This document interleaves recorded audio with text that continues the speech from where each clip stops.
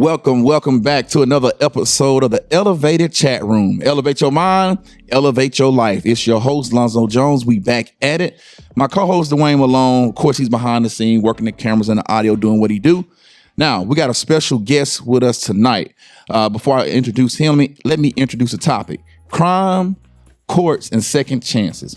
We got Professor Dr. Justin Joseph out of UNA. He is a professor, associate professor of criminal justice. All right, Dr. J, kind of tell them a little bit more about yourself. You know, tell them a little something about you. I'm from Atlanta, Georgia, specifically Zone 6. About me, love sports. Played ball in college. Ran some track in college. I like anime. I like games. I game a lot. I got a lot of different varied interests that people wouldn't assume I would have. Typically chill, and right now I'm just being a father. Gotcha. It's What my college challenge? What college did you go to? Prairie View A&M University. And that's in Texas. What's that? Yeah, Okay. HBCU. HBCU. And you got your doctorate from there too? I got my doctorate from there, and I got my master's and my bachelor's at my undergrad, which is Morehead State University. Okay. Yep. Okay. So Morehead to Prairie View, and you said you got your doctorate. What'd you get your doctorate in? Juvenile justice. Juvenile justice. What made you go that route? That's a good question. So let's just go back when I was still in undergrad, and I was in my abnormal psychology class because I double majored. Okay. So I majored in art and in illustration, and don't ask how I balanced all that while playing ball, and it was hell.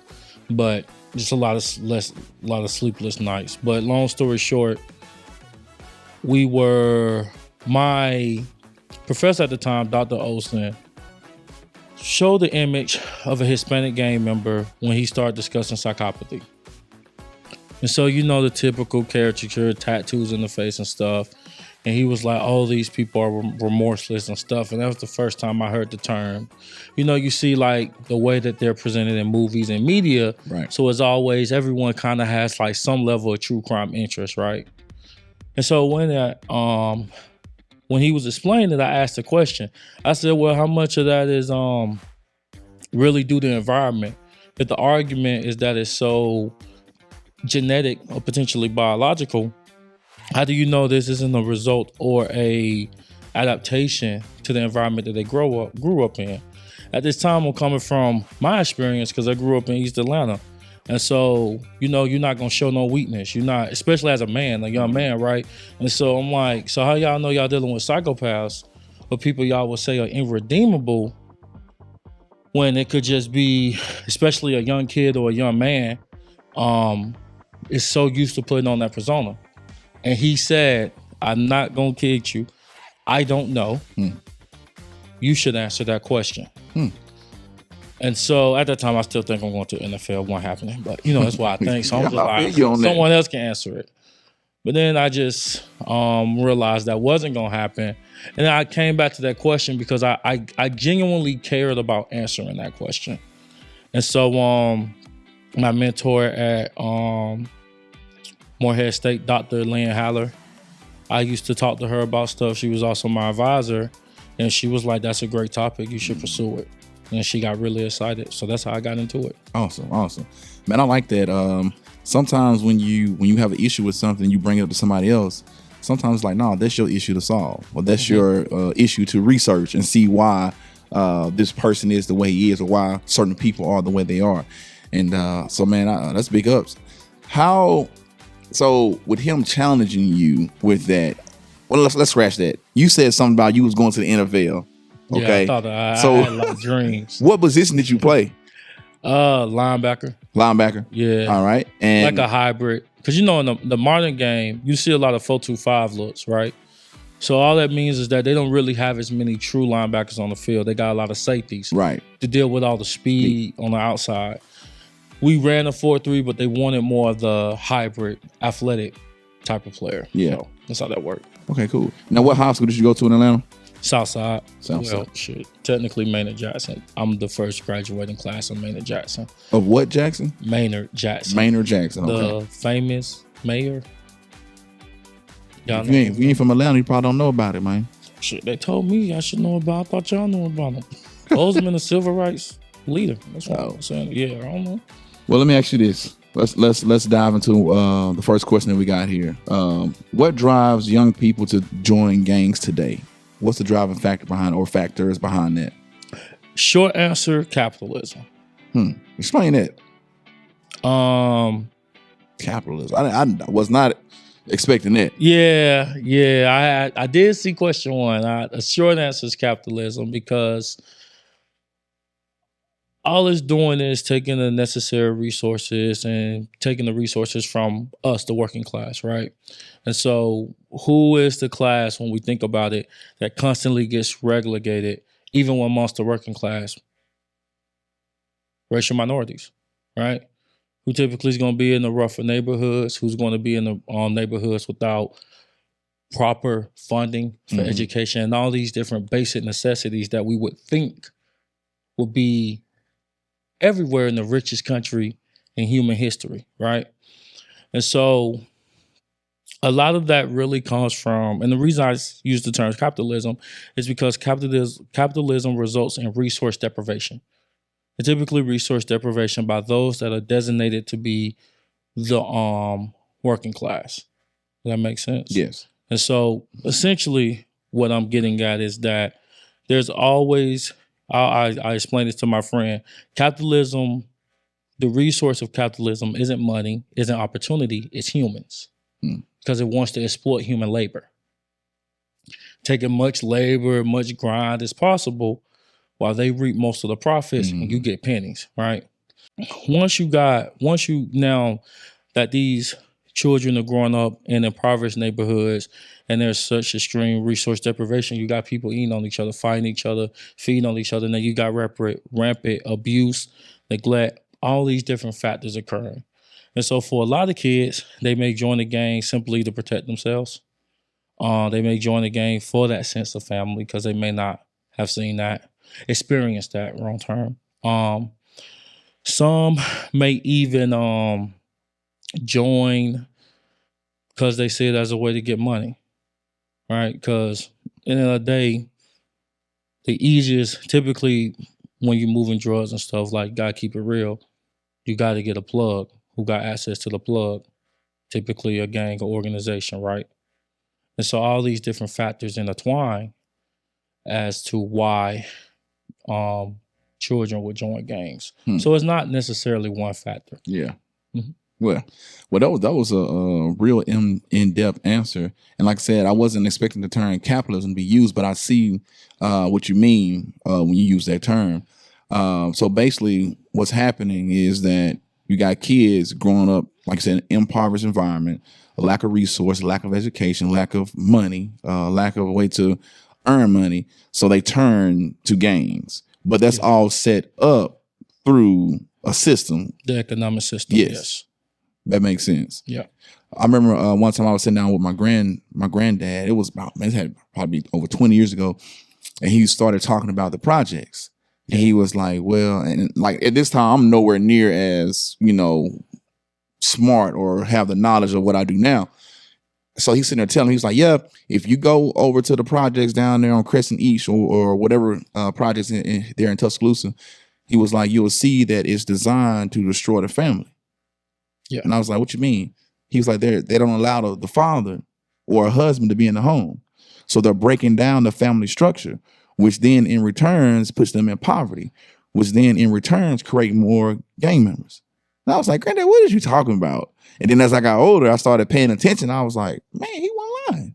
Like it's literally set up to break the family structure down and then keep it like that, keep it in the cycle. But they don't, and because nobody comes and challenges them to break that cycle, to get out of this, to go get some education, to do better, they just repeat the cycle. So yeah, when you said capitalism, you started breaking down, I was like, man, I remember my granddad was talking about that and he didn't have no education. He was just wise, which is amazing, Yeah, no, that makes sense. It's funny because I just recently learned that Black revolutionaries, typically socialists or communists, right? And that's because they peep game. Like read Bunchy, read read the Black Panthers. All those are socialist programs, right? And so what they came to the conclusion is that, if we just provide people with their basic needs, then you allow people to grow and be people. And see, that's one thing that I've just always run across my mind when stuff happens. Is like when they raise prices on stuff. And I'm just giving this as an example. I'm not even going to say no certain company. So let's say a company is making, 25 million a year. Okay. But the prices has to go up. But instead of them eating that, they put it on the consumer so they can still make their 25 or even more money, whereas they can just eat it and just make 20 million. Yeah. You would think like, okay, I only made 5 million less this year, but I didn't have to fire nobody, and then people were still able to enjoy my product or my service. But yet they will still want more. So it breeds greed. Yes. So. But that's the economic structure. It's infinite growth. Infinite. Nothing's infinite. So capitalism operates on this idea of infinite growth. That I made 25, I gotta make 25.5. I gotta, because the books always gotta grow. Yeah. And there's only so many resources. That's good, bro. That's good. All right, so let me ask you this then. How does psychopathy show up differently in juveniles versus adults? Because you mentioned that word when you started talking. So how does that show up different? You may see emotional dysregulation. Typically, you're going to see kids that when you think of having the typical behavior problems. And so there are several theories of we see it in the literature, but now there is a debate of how are we sure when a child is a psychopath, right? Or going to grow into a psychopath. So that label in children is actually met with a lot of controversy within the discipline. And so what typically happens is you've given a child a label, which is typically associated with someone that's considered untreatable. So this could be problematic. This isn't to say that they are untreatable. There's been recent research to show treatment is effective. Okay. But once you place that label, the way the court system interacts with that kid. So typically what you're going to see is just common behavioral problems, challenge for authority, argumentative, of course, emotional dysregulation. They struggle regulating their emotions. May see some fire setting, but you see, I guess that's when you get into the DSM problems where you can see cultural differences can make it difficult to identify it.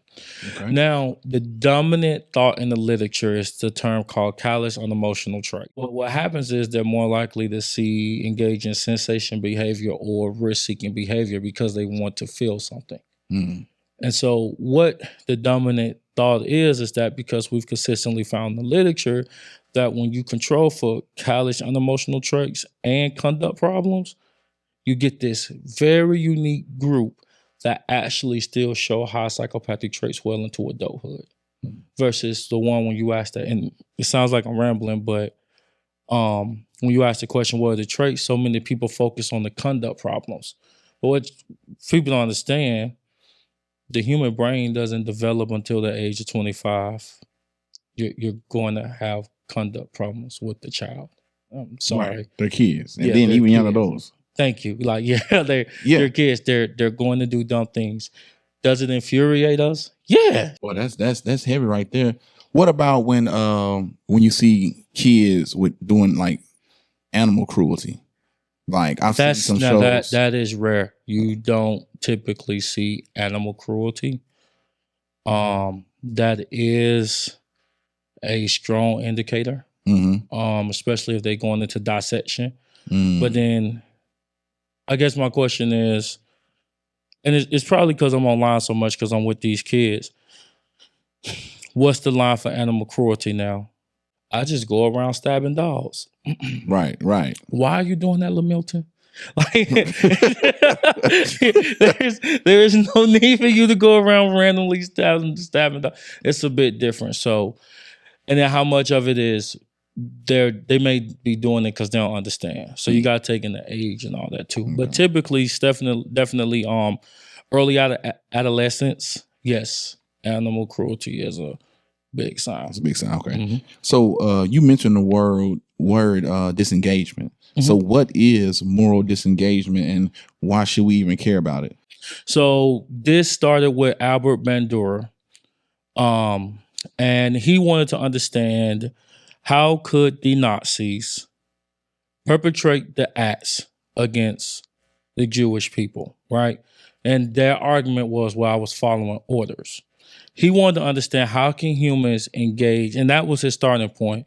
And he really wanted to understand how can humans perpetrate heinous acts and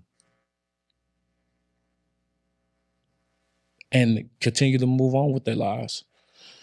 And so that's where he found that there's 8 different coping mechanisms.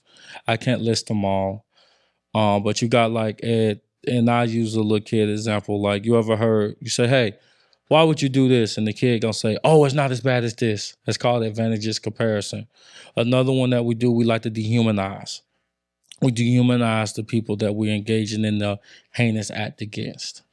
But the purpose of that was how can people engage in a very heinous act and deal with it, especially for large groups of people. Yeah.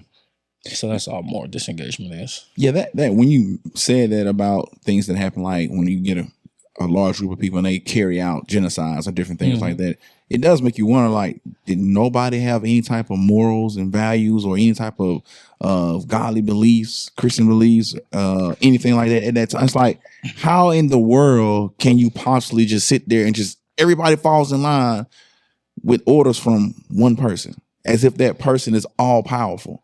Yep. You know, like even you see in movies and stuff like that, it's like they'll follow the drug lord, the kingpin, and whatever he tell them to do, they follow it out. Yep. Even though they know it's crazy, wrong, but yet they still follow through.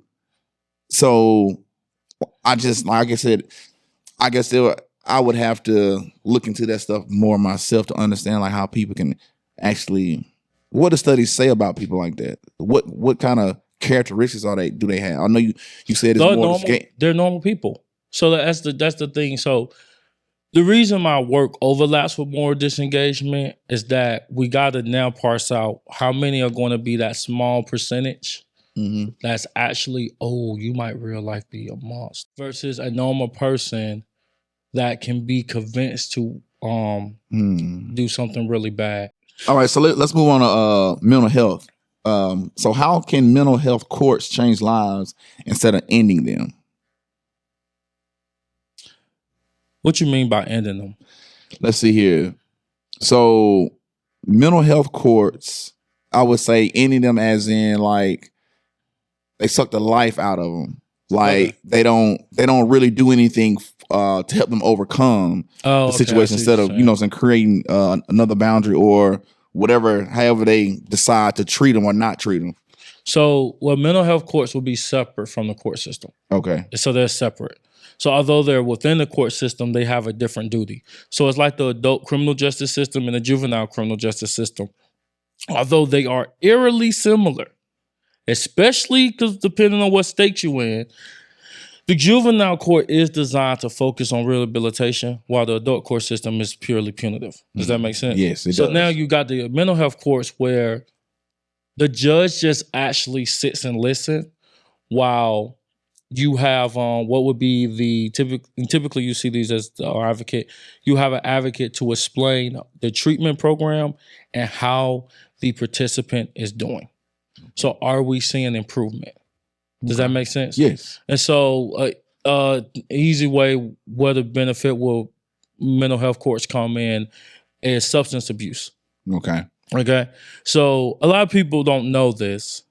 Substance abuse was added to the DSM, I believe, in 4. And either 4 revised, and it was added as a disorder. but we don't treat it like a disorder. Does that make sense? And now that gets hard because that lumps into so many different substances, and we get into argument of what's illicit and what is illicit. And the reality is, everyone got a poison that they like. It's just basically you getting the legality, right? But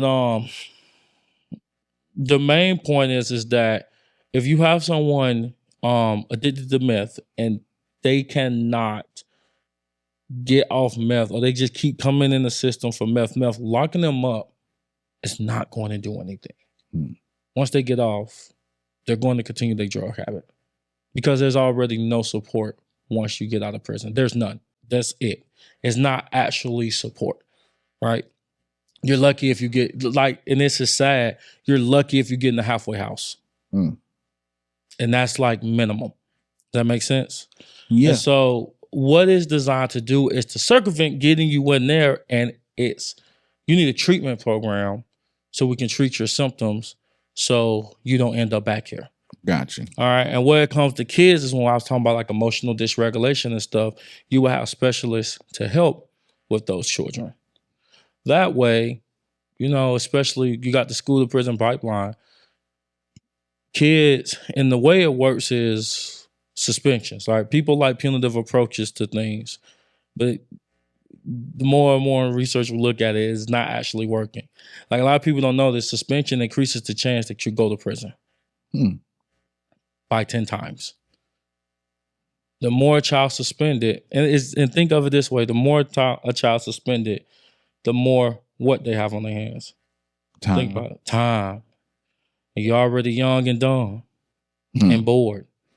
Then you got all the enhancement laws that want to lump you all together and, oh yeah, y'all all go. It's so easy. See what I'm saying? Yeah. Instead of, all right, what does this child need? Does that make sense? Because it's all punish. But what does this child need? Typically, children experience abuse and neglect are reaching out. They may do it they may do it like with their behavior and stuff, but they're reaching out. A lot of people ignore them. And this is where the treatment can occur. So you may say, let's start by re-educating the family and helping the family out by providing resources and coping skills. Coping skills. That's Does a big word right there. Because how many people coping. How do you deal when your kid is upset? Yeah. How do you you can't just haul off and sweet chin music on every time, right? Yeah. It's like, Dad, I had a bad day. Shut up. It's not gonna get what you want, right? Right. And so that's where they could come in and help the families involved too. And that's the part, because it's in Texas, they have wraparound services. So it's very aggressive. You get the family involved, the kid involved, you get the support services within the neighborhood involved to help the kid be fine. So yeah, it's like, so I like what you're saying is that you have to start treating the root cause to fix the symptoms instead of just punishing them. Yes. And that's big, because it's like we even talked about how bullies, like, has anybody ever like sat down and talked with the bully? Hey, what's going on in your life for you to come to school and to continually treat kids like this? Yeah. What is missing? Okay, well, my dad it's not there like he used to be, and I'm not getting the same type of love. Or my grandfather was big in my life, now he's gone. Or, sometimes they'll say stuff like, well, because my brother bullied me, or because, I'm just, whatever the case may be. But we know deep down inside you're missing something at home. Mm-hmm. Just from my studies on bullying, it was like a child is less likely to be a bully if the father figure in the home is giving him the love and attention that he needs. Now, do you agree with that? Not my area. Not your area. Yeah. I do stuff like with cyberbullying. Yeah. Where I've read the studies, but I cannot say if it's just pertaining to the father. Gotcha. Does that make sense? Like, yeah. I don't know. Okay, yeah. Like I said, that was like when we've been doing stuff in schools, when I started researching and stuff, like that was one of the main things. It was like not just the father, but it was like the kid is missing that love and attention and that quality time at home. Because even like with me being around students and athletes, most of the time the kids that have a tendency to bully, their father's not around, or their mother is not as involved, their father's not involved, or they're, and you could tell like even though they may have both parents in the home, they don't really pay that much attention to them. So it's like little bitty things like that. You would think like, oh, you live at home with both parents, you should be fine. Like, no, like you still could be missing something with even with both parents in the household. Yeah. Made me think of Richie Rich. Yeah. Yeah. He wasn't no bully, but he had a bag. Shit, I wouldn't be bullying either. Now, we talked about mental health on this last question, and you said that somebody can go to jail, and let's say they was addicted to you said meth or whatever case. Just using an example. Yeah, and they don't do no drugs while in prison. Oh no. So, but why is it that when they get out, they can been in jail for a year or months and never had any drugs, but then get out, they got to get back on it? Like what? Like you would think that you was locked up, you didn't have drugs, you didn't smoke, you didn't do this, none of that for 6 months to a year. But as soon as you get out, why did they go right back to that thing when they literally just proved to themselves while they was in prison that or locked up that they didn't have to have? Who said they wanted drugs in prison? Well, let's just say so. Let's just say there wasn't none. That's a miracle. That's a miracle. So, well, that's a whole nother topic then. Yeah, I know. I guess that I ain't want to say like who's to say they not getting it in prison. Yeah. Too, if soon as I get out, I'm not provided with basic necessities. Mm-hmm. How do you know I may not start coping? But then let's dial back, because I want to make sure I'm clear on this. I'm not necessarily saying that they're going to immediately start back doing drugs. Mm-hmm. Once they get out, they're more likely going to be released on supervised release, which is basically it's probation. You got to get a job in a certain amount of time. So if you don't get a job, you're going back. Mm. If you don't pay your fees, you're going back. So it's so easy because like once you went there and rap, it's a wrap, especially if you're on the under supervision. So now, if you sound like it's kind of different if someone that served their whole sentence and they're not on parole, then yeah, because then they are free, even though they're provided with no services. But most of the people that's getting out are actually still under probation. Gotcha. Right? Yeah. And so now you have all these different things that you got to follow, and so. It's a drug test too, so they might be like, well, I don't want to use meth. Let me just smoke some weed. They're gonna be like, I got you. It's like, damn, I just worked 60-hour shift. I can't smoke a little weed. Some even that strip, well, they don't want you drinking. It ain't designed. Well, you got so gotta be. And that's the part where everyone has a vice. So 60, and it's not uncommon for an American to work 60 hours a week. So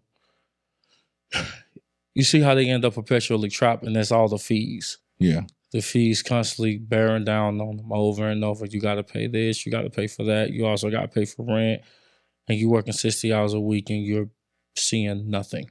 Man, let me ask you this last question, man. We'll be done. This one says, can brain science help us better understand criminal behavior? Yes. I knew you was going. Yeah. That is definitely I would say that's kind of my bias there, but I actually teach a class on this.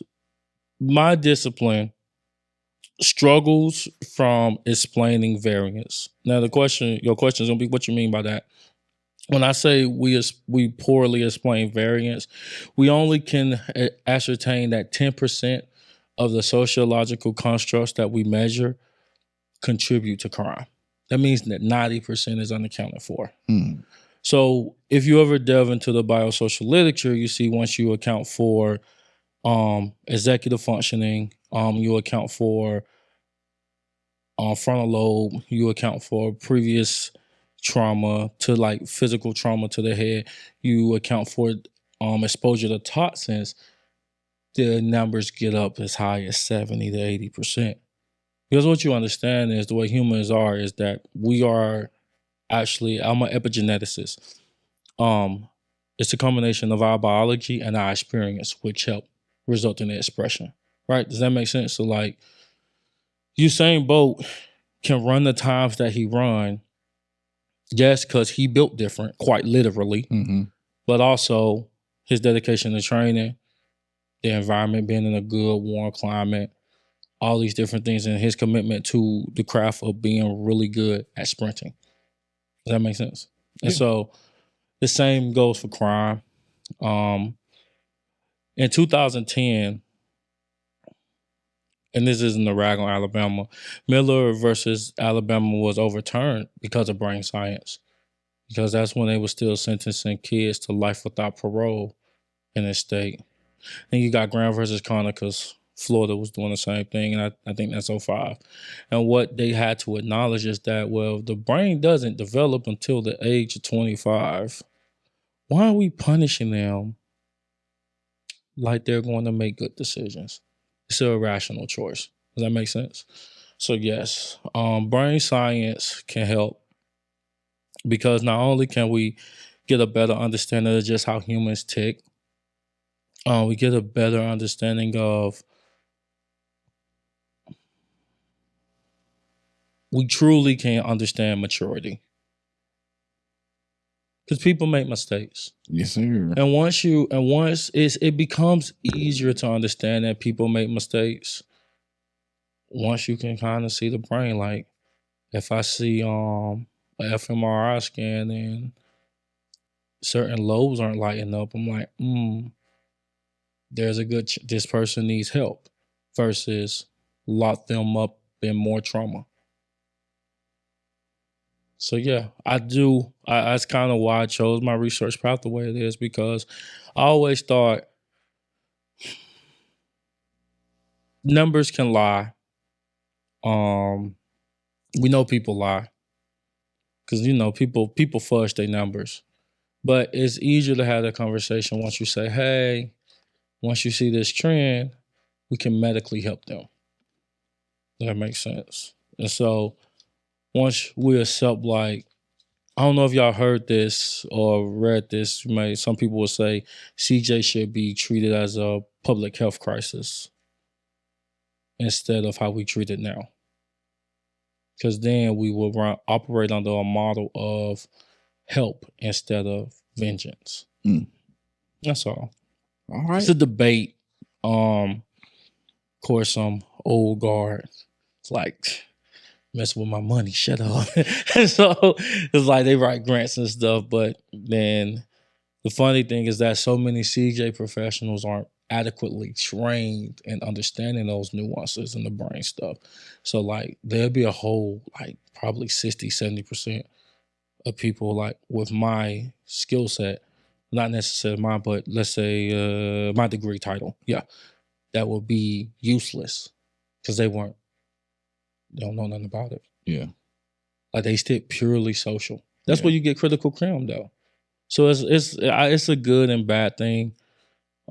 Critical crim is gonna say capitalism. Neurocrim is gonna say a mixture of both. Not capitalism, but like the environment and biology. And then you got the others that's focused purely on social. So that's just strengths and weaknesses. But yeah, it can help. All right, man. That's been some good stuff, man. Definitely some things that I have never heard of, like the terms, the language, like, and the things that you guys do behind the scenes when it comes to, research and stuff like that. You want to tell them where they can find you at on social media? Yeah, you ain't gonna find me on social media. Most of my accounts are private because that's for the best. Okay. But you can, if you ever want to read my work, just Google Scholar, Justin J. Joseph, UNA maybe, and you will see my work. I am trying to figure out how to make my website live. One day I will. Like I built it. Okay. Now I just gotta make it visible where I give free copies of my work. And I mean, any questions, they can just email me at Jake Joseph jjoseph436@gmail.com. Say it one more time. jjoseph436@gmail.com. I just use my UNA email. Okay. I And, typically respond. all right. Any closing remarks? Nah, I'm good. He said he done said enough. So I appreciate you guys tuning in with us tonight. This has been a very informative episode. Hope you guys get some out of it. Like, share, and comment. That's another episode of the Elevated Chat Room. Elevate your mind, elevate your life. We out.